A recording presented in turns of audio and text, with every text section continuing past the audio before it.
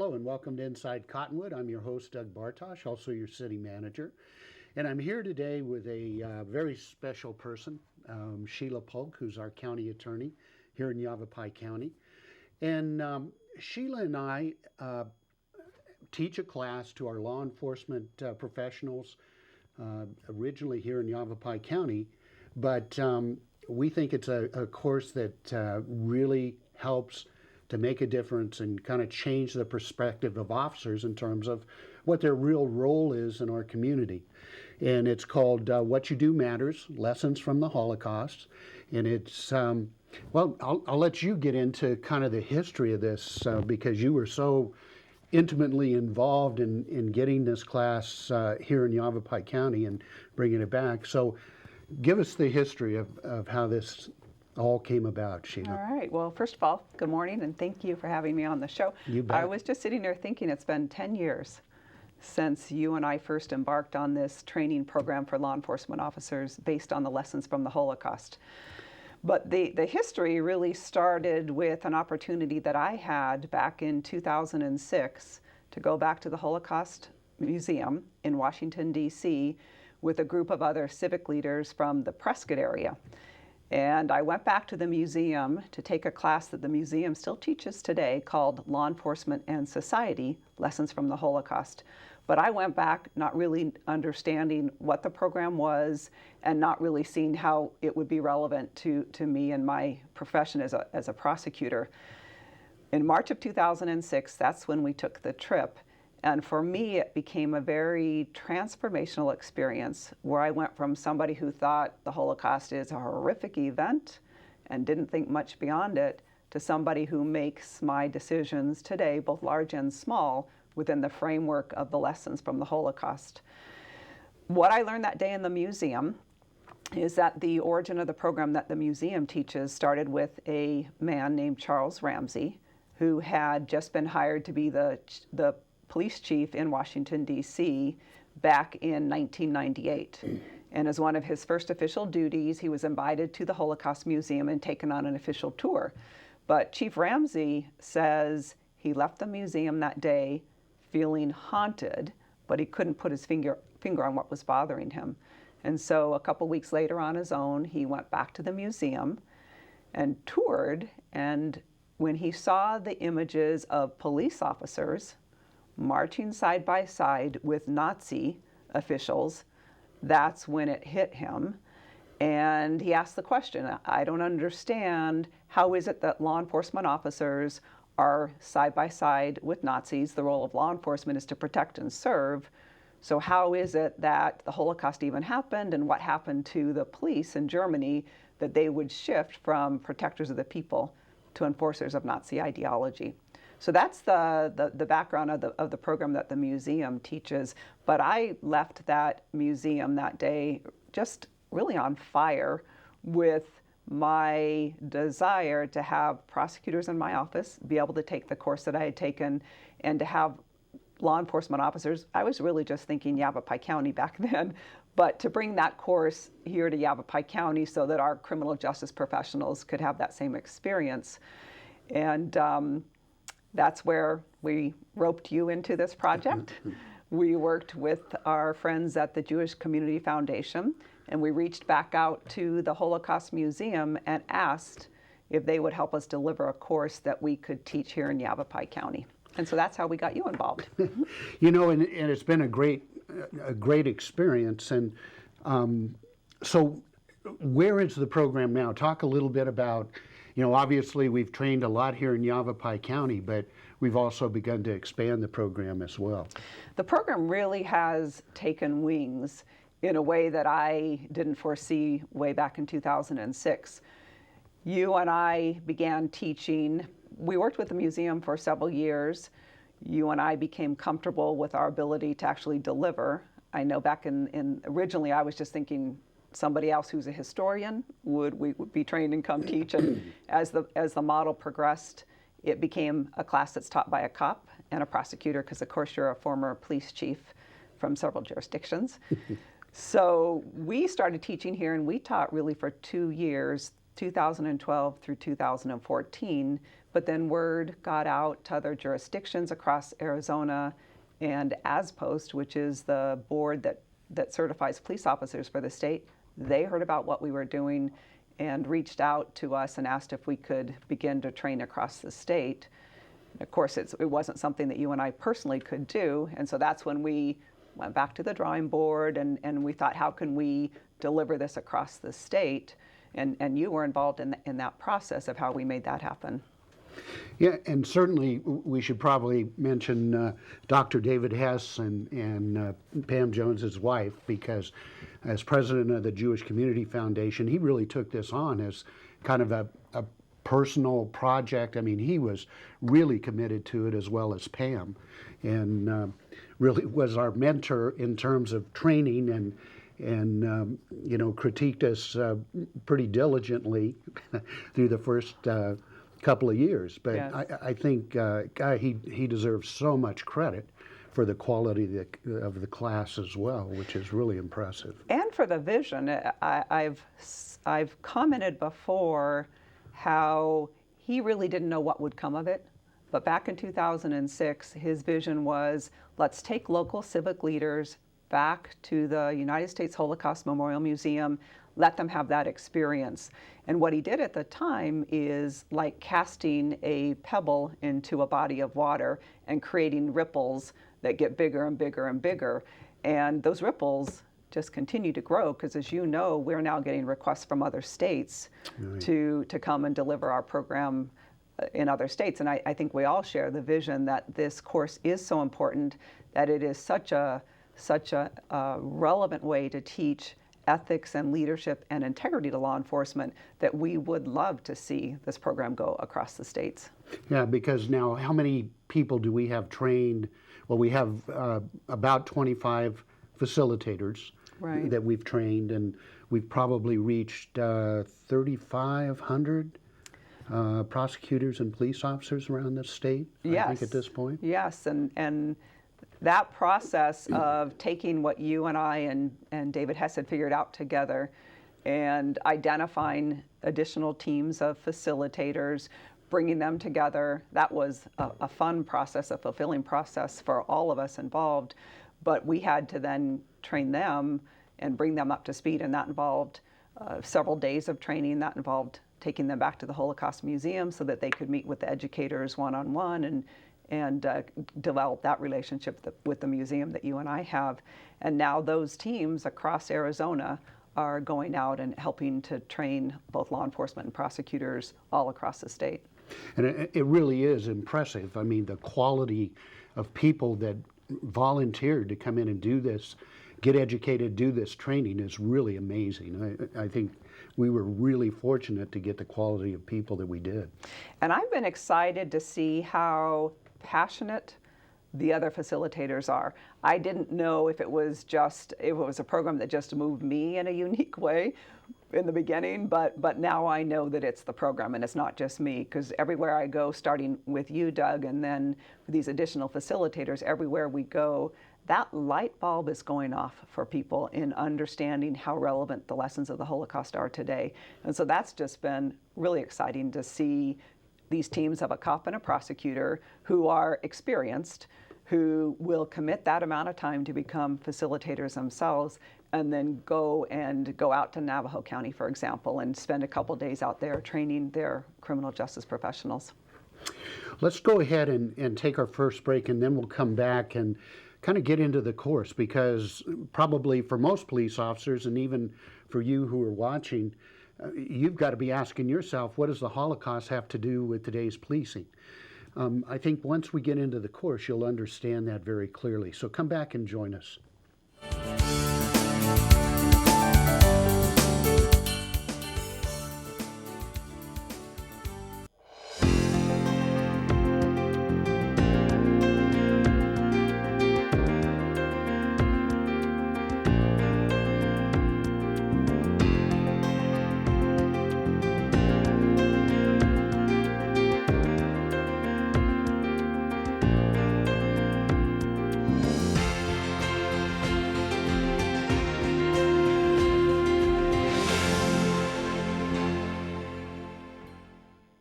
Gabby, how you doing? How's the play date and sleepover? Dad, it was great. Awesome. Okay, I'm on my way. Hey guys, what are you doing? We're going swimming. We're going biking. Yeah! I'll see you in a little bit, guys. I love you. Hi, babe. How was school today? Hi, Dad. It was great. Okay, honey. I'll be home soon. Remember, you're never too far away from your kids to be a dad. Reach out and take a second to check in, because sometimes the smallest moments can have the biggest impact on a child's life.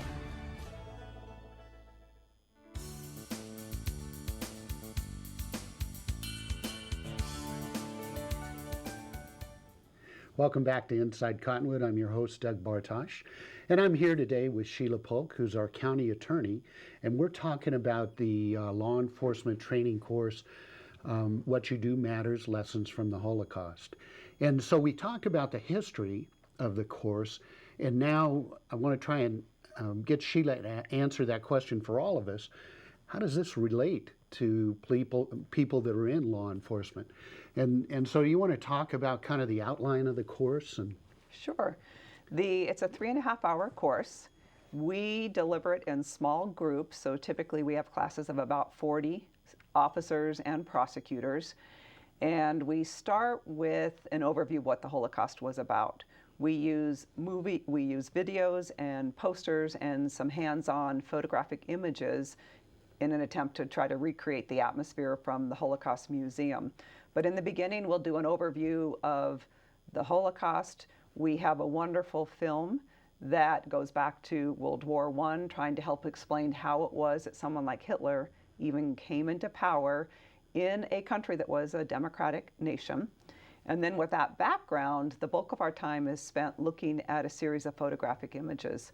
You know, when people think of the Holocaust, most often people think of the period of the mass killings that start around 1941 and really don't end until the end of World War II.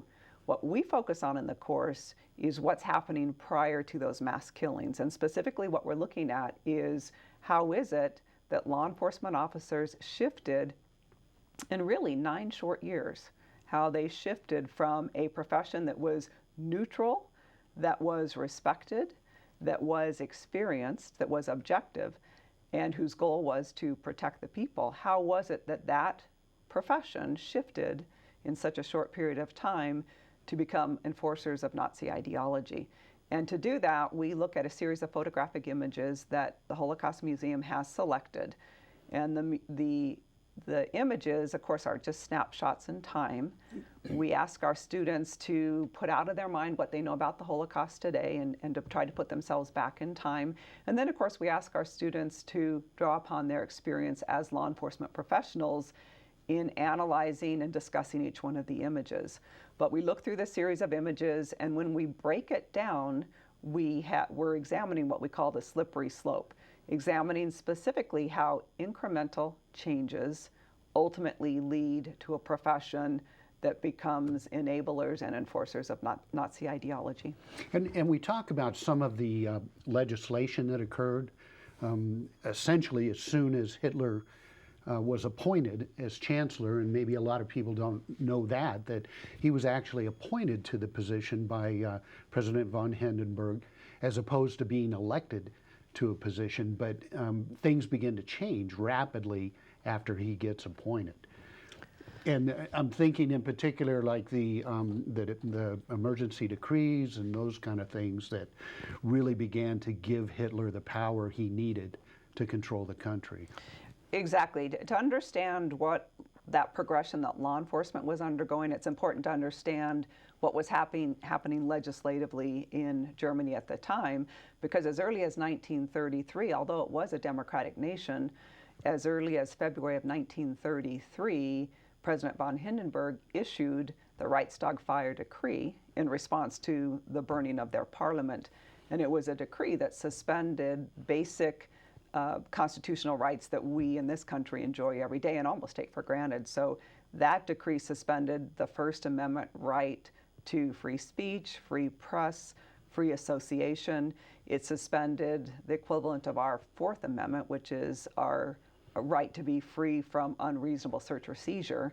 But those two, the suspension of those rights paved the way then for extreme abuses of power. got rid of the need for law enforcement to have probable cause, got rid of their need to have a search warrant before they could stop and search somebody or enter somebody's home and do a search. The other thing that Hitler got passed very early on was the Enabling Act, which was an act that said, in addition to our legislature having the power to write laws, we're going to give that power to the executive branch. And almost immediately upon the passage of the Enabling Act, and by the way, the Enabling Act allowed them to pass laws that violated their Constitution. But with the passage of the Enabling Act, then that's what opened the door for all the anti-Semitic legislation. And it came very, very fast. So within days of the passage of the Enabling Act, Hitler was passing anti-Semitic legislation that purposefully and intentionally took away rights from the Jews and isolated them from society. So took away the right of Jews to become lawyers or doctors who engaged in charity, ordered that Jewish children could not attend public schools, things like that, that very quickly then isolated that particular population and ultimately isolates them from police protection. You know, and I think a lot of people would go, oh, you know, how did that happen? Because the sense is that in this country, we've been a democracy for 250 years almost, and yeah, it would be very difficult to take those rights away in this country. But I think people need to understand that in Germany, they had been a democracy for 15 years. And prior to that, they were a monarchy. And so ruling under emergency decrees was not that unusual for Germany. Exactly. It's something that they were very used to. And they were in the Depression. There was a lot of disorder and crime in the streets. People were looking for stability. They were used to emergency decrees. They believed at the time that that was temporary. Of course, it was extended through the end of the war. But it certainly was a population that couldn't foresee what was going to come with those, what we view now as very significant legislative changes that paved the way for Hitler to become absolute dictator of Germany with no one above him and no one beside him. So let me show, we'll have Ryan put up one of the pictures that we showed during the presentation. And I think this really sets the tone for how the police became involved with Nazi Germany and became part of the genocide that eventually occurred. But you may want to talk a little bit about this picture where we show it's a German police officer patrolling on foot with an SS officer. And give us kind of the background on this picture. This is March of 1933. It's a significant day because it's actually an election day. But with each of these images, what we get our students to look at is, first of all, how is this a policing activity that you recognize, that you can relate to? So for our students, they look at that image and they recognize, well, we do patrol. And, you know, community policing right now, we're trying to get our police back on their feet and back into our communities.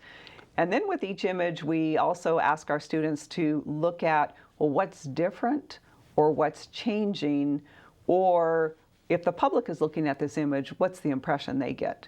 And so although our officers recognize patrol is a function we still do to this day, they then will recognize, starting with that very first image, what's different is, well, we don't patrol with a member of a political party by our side, and we have them discuss who does that police officer answer to, which is, of course, chain of command and ultimately the police chief.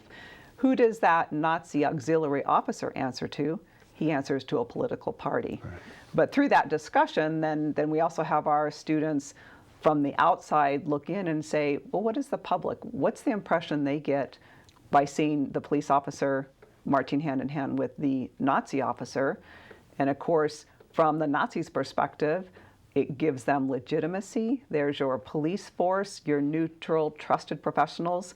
Well, if they trust the Nazis, then maybe I should trust the Nazis. So it starts that progression of legitimizing the Nazis and getting the public to accept them as also trusted professionals in the community. And I think that's the important part, is they really did use the police because the police had credibility in the communities. They were trusted professionals. And so it does translate to the Nazi or the SS officers that, geez, they must be okay. And one of the questions that we'll get is, well, why didn't the Nazis just fire all the police? Because Nazis, or the police did not have to become Nazis. And to the end, many of them never did join the Nazi Party. But why didn't the Nazis just fire all the police and replace them with Nazis? Yeah, it was, definitely. They needed that expertise because the SS officers had no police experience. Probably very few had military experience, yet they rose up to acquire great power and authority simply through the politics of the Nazi Party. So, and then we should probably quickly go through the other photos. I mean, and again, what we do is we talk about that slippery slope of obviously what begins to look like an innocent officer and an SS officer on patrol, and how does it progress then in terms of the picture display that we provide to the officers? Again, we have 9 photographic images. Each one is a little bit further along in time. So we start in 1933, and then the next image after Election Day with the officer walking side by side with the Nazi. That very next image is after the suspension of the Reichstag fire decree, so after the suspension of certain constitutional rights. And that very next image we look at is really a very powerful image because it's now a mass police operation in a neighborhood that is Jewish. Because of the suspension of the rights, there's no need for search warrants, there's no need for probable cause, and it's this police operation. They're going into every home and they're looking for what they call subversive material. But without a requirement of a search warrant, they're just going into homes and they're grabbing anything that looks suspicious to them, whether it's material or guns or anything else that they feel like grabbing. And again, a powerful image because it makes us very aware how quickly, without the protection of our Fourth Amendment, how quickly our rights and our privacy can be invaded. Right. And then I know we get into police officers participating in, I guess, discrimination of Jews in particular, even before there was a law related to Jews and non-Jews getting together, marrying, having sexual encounters, those kind of things. And again, it kind of portrays this image that Jews are people unworthy of protection by the police. The image by 1935, there's an image that I think you're referring to that actually is one of my favorite images because I think it really causes officers to reflect on exactly the lessons that we're trying to hone in on. And that's that image of a man and a woman. The man is Jewish, the woman is not, and they're being marched through a town. There's municipal police officers on either side of them, and the man is wearing a sign that says, "I'm a defiler of the race." This is before the Nuremberg race laws have passed, so it's actually not illegal for Jews to have sexual relations with non-Jews. But even before the law is passed, there is this community pressure to discriminate against the Jews and make public spectacles of anybody who's violating this community norm, I guess. But it's an image where our police officers, when we ask them, okay, where's your policing activity? It's hard because they don't want to recognize that as anything legitimate about it. They object to what they're seeing. But we make them describe, well, if you're guarding perimeter for a parade or something and you may not agree with the activity, so we recognize the police activity. And then, but what's wrong with this photo? And that's the part where I love, because what the officers will immediately identify is it's a situation we as police officers shouldn't tolerate. What we need to be doing is stopping the mob. We need to be taking the sign off of that person, escorting them to safety, and then dispersing the mob. But I think that image in particular is one of my favorites because that's where that light bulb starts to go off, where they understand in these little ways, we really are paving the way for greater and greater abuses of power, or we're taking society and our community down this path that makes it clear we are here to protect the rights of everyone. We need to go ahead and take our next break. Please come back and join us, and we'll finish up talking about What You Do Matters, Lessons from the Holocaust.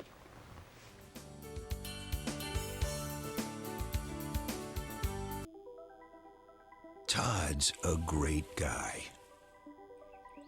I mean, look at him. What a sweetheart. Attaboy. Wait, Todd, what are you doing? How totally selfish and un-Todd-like of you. Come on, Todd. Come on, man.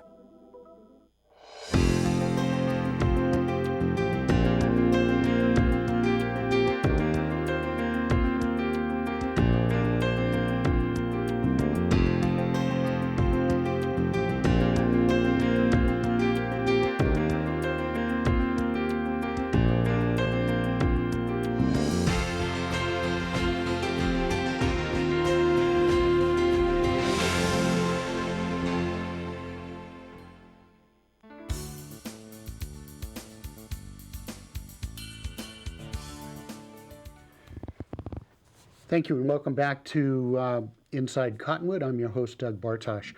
You know, one thing we probably didn't tell you is that usually this course is 3.5 hours long, and we're trying to get as much of it into a half-hour segment as possible.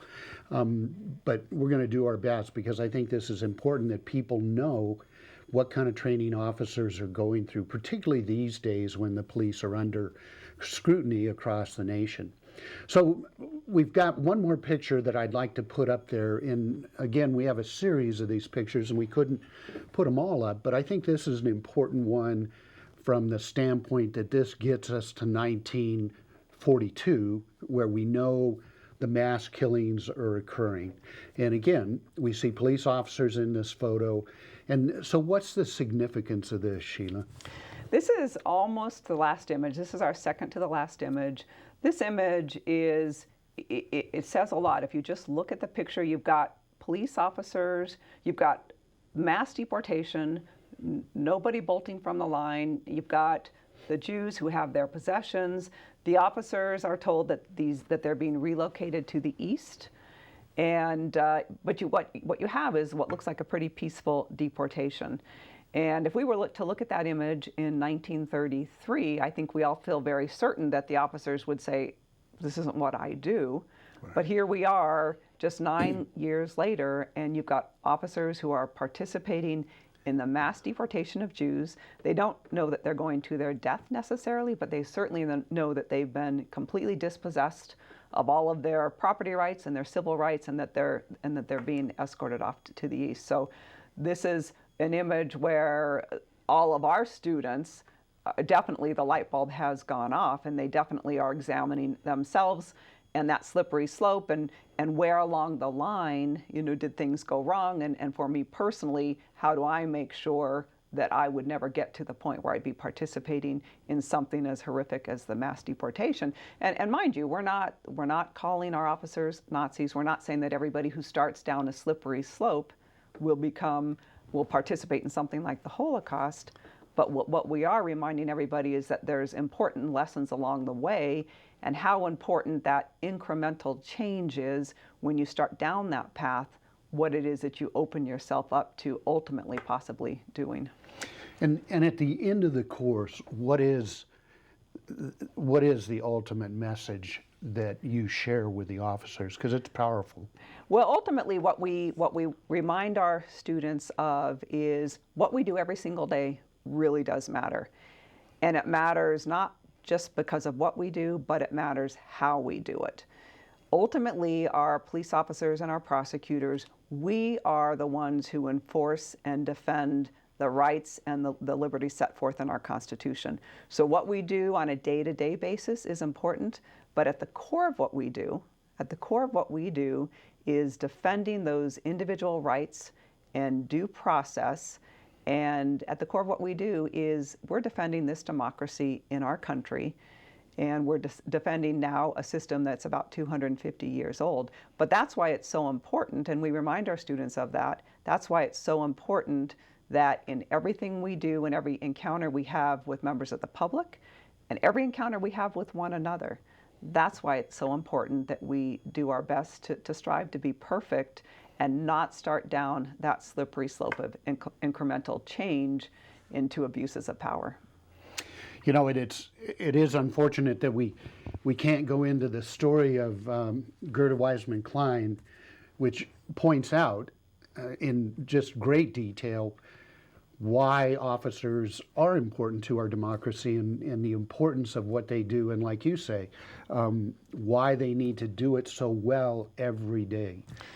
We do give all of our students a challenge coin that I have here in my hand, and the coin says on it, Guardians of Freedom.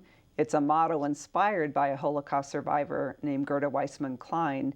And if I can just read what we put on the card, it says, the Guardians of Freedom coin is presented to participants in the course, What You Do Matters, Lessons from the Holocaust.